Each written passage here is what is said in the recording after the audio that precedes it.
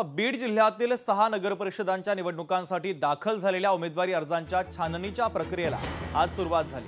काल अर्ज भरताना उमेदवारांनी नगरपरिषद कार्यालयामध्ये मोठी गर्दी केली होती। काही उमेदवारांनी जोरदार शक्ती प्रदर्शन करत वातावरण तापवले, तर काहींनी साधेपणामध्ये अर्ज दाखल करत आपली उपस्थिती नोंदवली।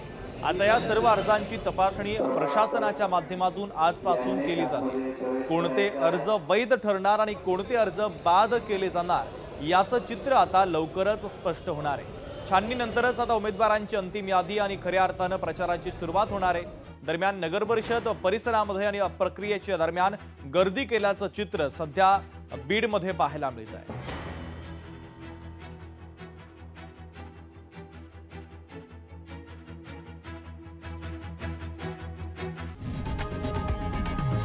लोकशाही मराठी ऐका, पहा, जागरूक रहा।